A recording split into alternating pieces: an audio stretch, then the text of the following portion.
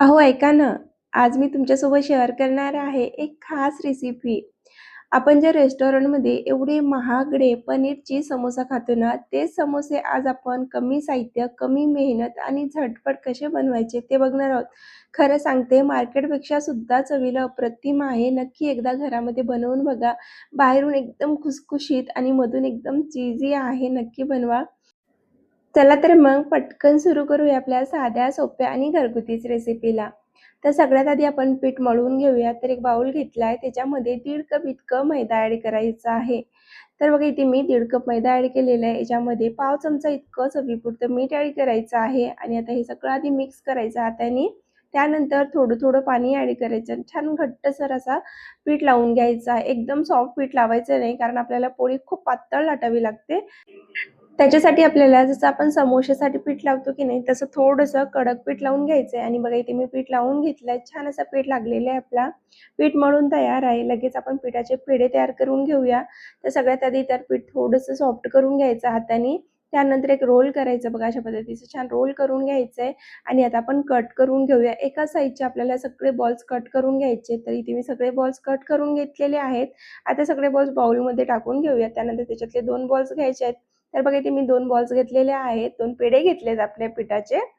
आता दोन्ही पेढे आपल्याला सुक्या पिठामध्ये डिप करायचे आहेत. छान दोन्ही बाजूनी व्यवस्थित पीठ लावायचं आहे. कारण आपल्याला ना इथे आपल्या जी समोसा पट्टी आहे ना, ती पट्टी बनवून घ्यायची आहे. तर दोन्ही पेढ्यांना छान सुक्कं पीठ लावलं. त्यानंतर वरून आपल्याला भरपूर तेल लावायचं. दोन्ही पेढ्यावर तेल लावायचं आहे.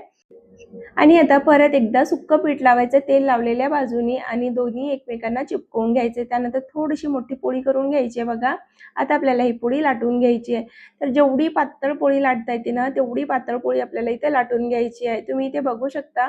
सावकाश आणि हलक्या हाताने ही पोळी मी लाटत आहे. खूप जास्त जोर लावून लाटायची नाही आपल्याला, हलक्या हाताने लाटायची आहे. पण पोळी एकदम पातळ पोळी लाटून घ्यायची आहे. जेवढी पातळ तुम्हाला लाटणं शक्य आहे, तेवढी पातळ पोळी इथे लाटून घ्या.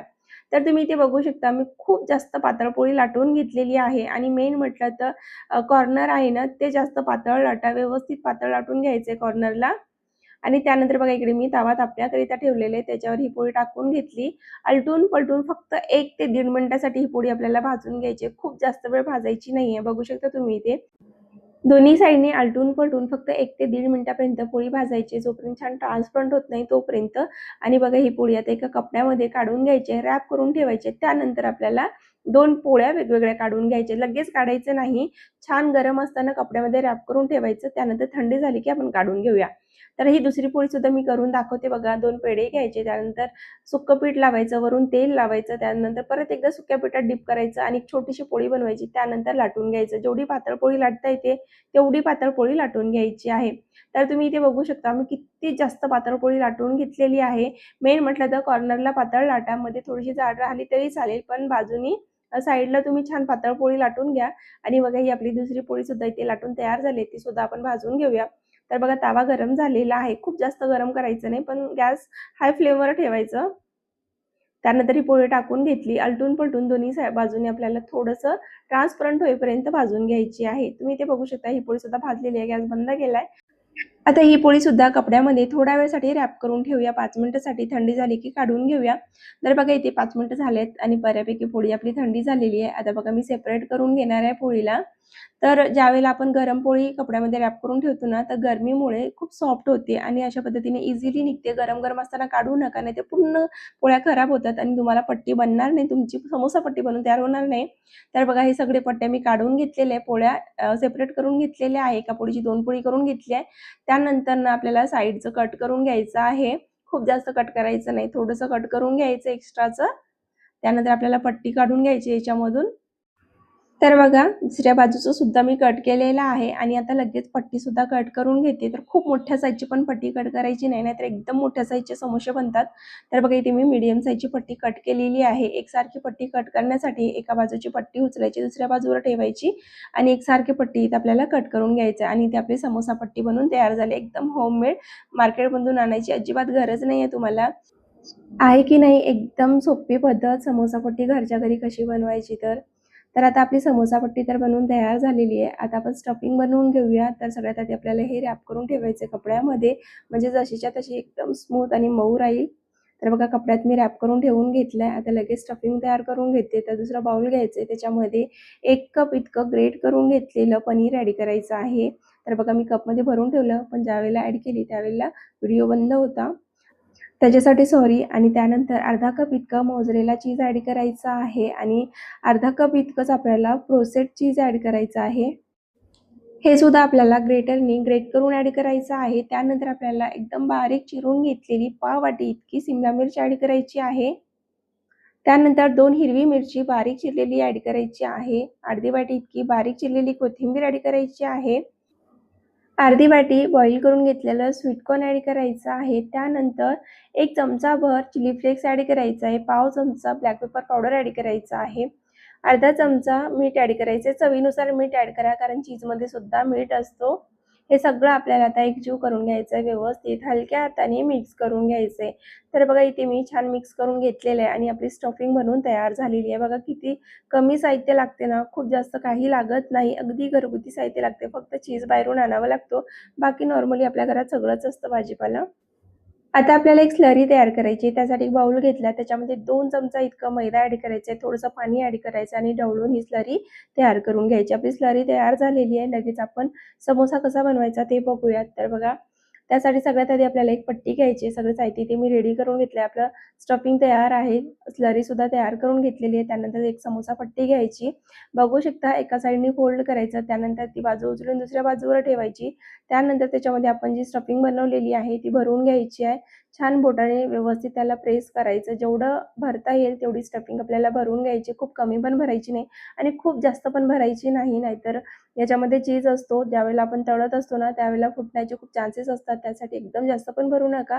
जेवढी बसते तेवढीच भरून घ्या. तर स्टफिंग भरून घेतल्यानंतर बोटाने व्यवस्थित त्याला प्रेस करायचं आहे. त्यानंतर बघा इथे मी छान प्रेस करून घेतला. आता याच्यावरून आपण जी बनवलेली स्लरी आहे ती लावून घ्यायची आहे मैद्याची. व्यवस्थित लावायची, म्हणजे तेलात टाकल्यानंतर हे फुटणार नाही, त्याची काळजी घ्यायची. तर बघा इथे मी व्यवस्थित लावून घेतलंय, भरपूर लावलंय आहे. आणि आता आपल्याला पट्टीला फोल्ड कसं करायचं बघा. उरलेली पट्टी त्या बाजूने ठेवायची. ज्या साईडने पट्टी फोल्ड होत असते त्या साईडने पट्टीला फोल्ड करायचं आहे. एकदम इझी आहे. ट्रायंगल समोसा बनवून तयार झालाय. अजून एक बनवून दाखवते मी तुम्हाला. बघा हे एक समोसा बनवून तयार झालाय. आता एक अजून बनवून घेऊया. सगळ्यात आधी पट्टी घ्यायची. त्यानंतर बघा एका साईडने फोल्ड करायचं. त्यानंतर परत ती बाजू उचलायची. इकडच्या बाजूने ठेवायची. हे बघा अशा पद्धतीने. एकदम सोपं आहे. समजलं नसेल तर परत एकदा व्हिडिओ बघा. त्यानंतर तुम्हाला नक्कीच कळेल. आता याच्यामध्ये स्टफिंग भरून घ्यायची आहे. व्यवस्थित भरपूर स्टफिंग भरायची. एकदम कमी पण भरायची नाही. नाहीतर मग ते खाल्ल्यासारखं वाटणार नाही तुम्हाला. त्यानंतर आपल्याला जी आपण बनवलेली स्लरी आहे मैद्याची ती लावून घ्यायची आहे. तर बघा इथे मी स्लरी लावून घेतलेली आहे आणि आता जे वरच्या बाजूला उरलेली पट्टी आहे ती आपल्याला फोल्ड करून घ्यायची आहे. तर बघा अशा पद्धतीने फोल्ड करायची बघा. व्यवस्थित छान टाईटली रॅप करायचंय त्याला, नाहीतर तेलामध्ये टाकल्यावर निघू शकते. तर बघा ज्या बाजूनी ती पट्टी फोल्ड होते त्याच बाजूनी मी फोल्ड करून घेतलेली आहे आणि आपला इथे दुसरा सुद्धा समोसा बनवून तयार झालेला आहे. अशाच पद्धतीने इथे मी सगळे समोसे रेडी करून घेतलेत. आणि इथे आपले पनीरची समोसा बनवून तयार झालेत. लगेच आपण तळून घेऊया. त्यासाठी बघा इथे मी कढईत तेल तापण्याकरिता ठेवलेलं आहे. ते छान गरम झालंय. खूप कडकडीत गरम करायचं नाही, हलकं गरम करायचं आहे. त्यानंतर त्याच्यामध्ये आपले बनवून घेतलेले समोसे ॲड करायचे. जेवढे समोसे बसतात तेवढे समोसे ॲड करायचे. आलटून-पलटून दोन्ही साइडने छान क्रिस्पी होईपर्यंत, गोल्डन कलर येईपर्यंत तळून घ्यायचं आहे. तुम्ही इथे बघू शकता किती सुंदर कलर आलेले. एकदम क्रिस्पी असे समोसे बनवून तयार झालेत.